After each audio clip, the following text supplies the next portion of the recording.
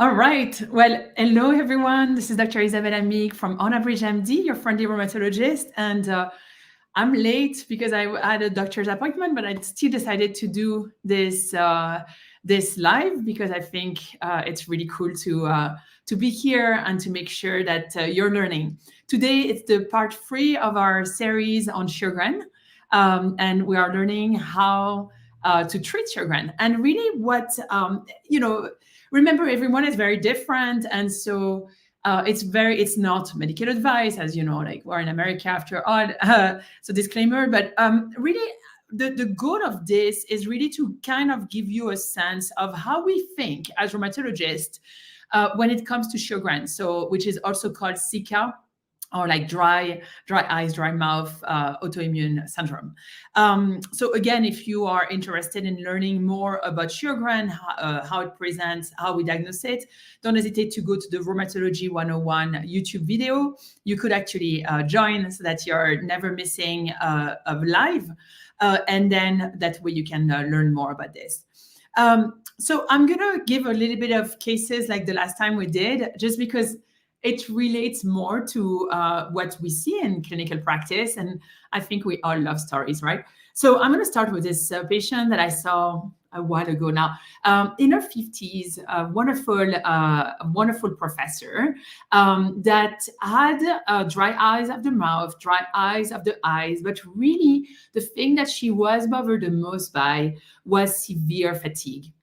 And she also had a little bit of joint pain, and as you know, joint pain can be associated with Sjogren. And so basically, because she had a little bit of joint pain, we decided to start her on Plaquenil, so hydroxychloroquine, which, as I've mentioned many times before, is not immunosuppressive, but restores the immune balance in her system. Usually we say that Plaquenil takes up to 4 months to work. And I think within a month, she had no more fatigue. It took more time for her joint pain to go away, but she had no more fatigue. I'm sharing this. This is not evidence-based because it's really just a one case, but it's the fact that I'm just giving you some example of how we think, right? And in the case of this Plaquenil, that works really well for fatigue. We don't really have much studies that are showing that, but in some patients it does work. And again, the reason we started it was because she had some joint pain. Okay, so that's one case. Another case, severe joint pain, inflammatory. So remember, worse in the morning, associated with morning stiffness, and associated sometimes with swelling, and a little bit of dry eyes, dry mouth. This patient, we started something for the dry eyes, the dry mouth. I'll talk about this after. And we also gave her Plaquenil or hydroxychloroquine, and she has done superbly with it. So no more joint pain. So that's really good. Another type of patient is someone that would come with a ton, like dry eyes, dry mouth, ton of pain all over the body. And if you touch her, she has just like pain everywhere, pain to the touch, when you would not expect that much pain just touching, hugging someone, it causes pain. For this patient, we thought that this was more like small fibers neuropathy, or, which looks like fibromyalgia, or fibromyalgia looks like small fibers neuropathy. And so for her, actually, we treated the fibromyalgia symptoms. Again, I will go about this in a couple. Finally, a patient with shortness of breath, Sjogren. We knew she had Sjogren. She had shortness of breath, and we found that she had lung involvement of her Sjogren. For this patient, we actually went to a much higher drug that immunosuppressed. Again, she had shortness of breath. This is very important. Remember, you may have a rheumatologist that tells you, oh, you have lung involvement, or oh, you have joint involvement, or you have nerve involvement. But it's also the degree of involvement you have that makes us decide how we treat you. So that's really important, right? Because the goal here is not to tell you, oh, this is how we're treating you. It's more to give you how we think. Okay, so in this case, we give Rituxan, and she's done very well. Some patients with interstitial lung disease will get azathioprine, which is an immunosuppressive agent, and so on. But I think, so now I want to kind of generalize this. In Sjogren in general, you've heard me maybe before say how important it is for us to achieve remission when you have a rheumatologic condition. And I really do believe that we always aim for remission. When it comes to Sjogren, as you remember, the issue with Sjogren is that the inflammation leads to scarring of the tissue. And it's much harder to treat the scarring of the tissue with immunosuppressive agent. It actually doesn't really work. And so what we are thinking when we're addressing a patient in rheumatology, right, that has a Sjogren is, how do I help their symptoms and how do I prevent further damage? And can I possibly reverse the inflammatory process that they have so that we stop this process and that they can have a fully functional life? In Sjogren, there is two aspects of how we're going to take care of patients. The first aspect is, does this patient need immunosuppression?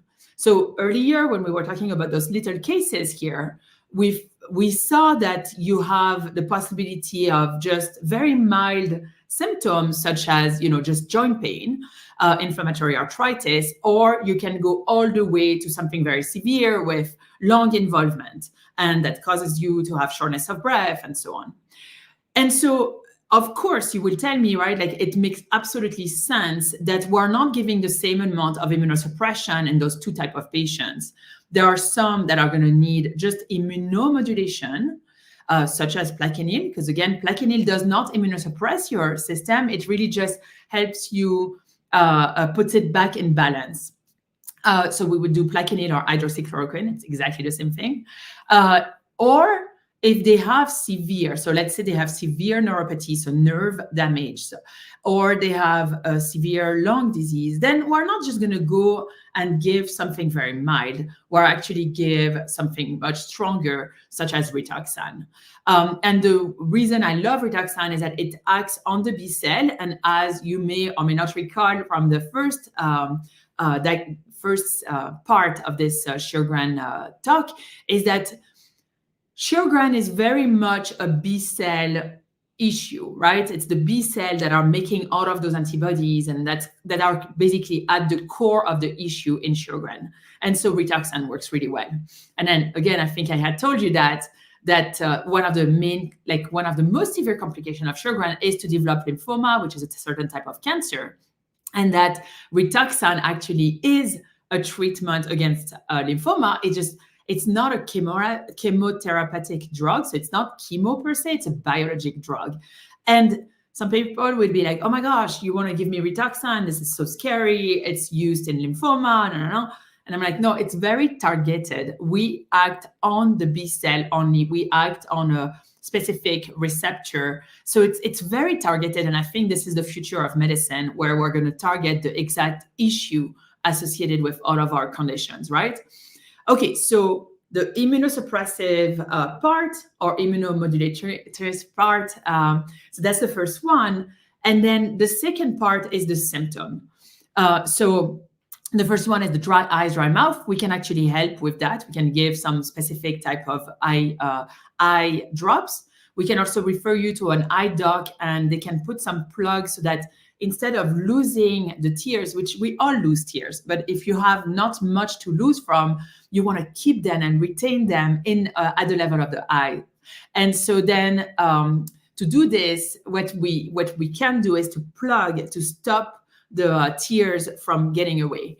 It can be a little bit annoying if you have both sides, so that the upper and the lower that are plugged in, because then you may actually have tears on the sides. It can be a little bit too much. So working with your ophthalmologist can really help get the proper one. And usually they stay. It's very, very small, and it usually stays. So that can be very helpful. And then for dry mouth, we can give you cevimeline or atropine, and that can help. I would say one other thing that everyone can do is you can actually use sugar-free candies. And I remember a teacher when I was a kid who would say, oh, chewing gums are only here to lose saliva. And it's really funny now as a rheumatologist to think that, no, actually it helps keep saliva. We're not losing saliva, you're keeping the saliva. So that's like chewing actually stimulates the saliva, and it's really not a bad thing. Some people recommend to massage your parotid, massage the salivary gland, the submandibular salivary gland. So you can massage that. And the same thing with the eyes, by the way. I've got some patients where they do that, like it's a ritual in their morning, and they do that and they love it. So definitely something that you can do, and why not put it in your morning anyway? You can just even like send some love or healing thoughts, and why not? That does seem to work in definitely a significant proportion of patients. If you were to have severe fatigue, there's no really study on plaquenil and fatigue in Sjogren, but I have to say I've seen cases where it works. So for me, I sometimes at least try. It doesn't mean you're going to be on it forever, but I think it's worth a try, because if we can improve your quality of life by decreasing the fatigue, it's worth it. So plaquenil is a possible option.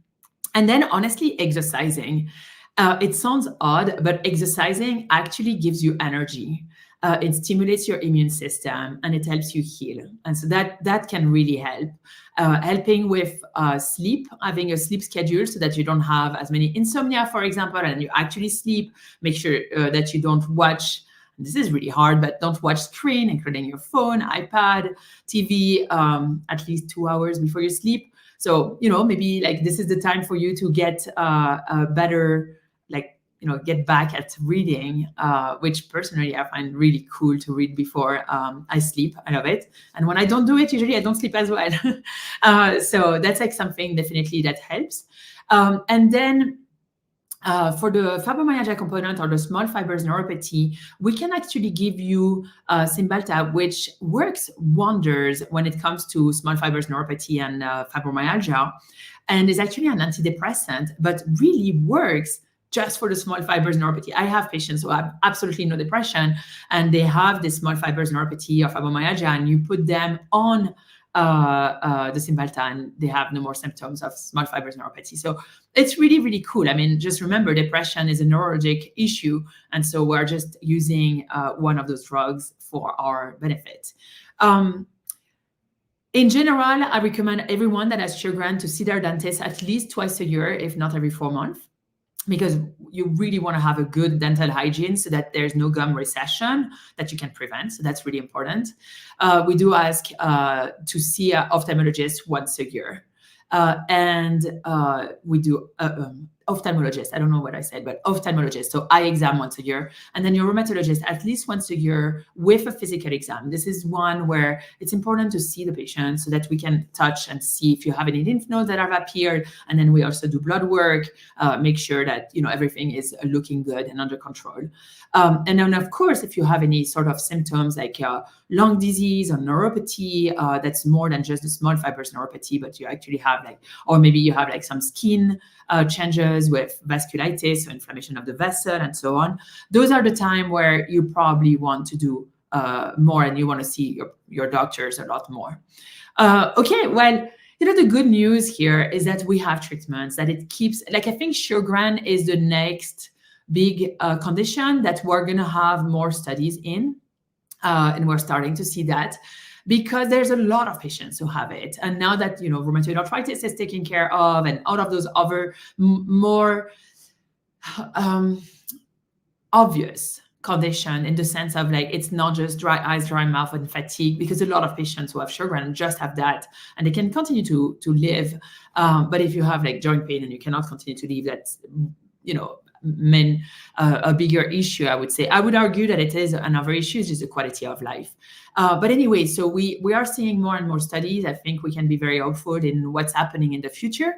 And I really hope this conversation really helped you understand how we think when we're looking at Sjogren and how to treat it.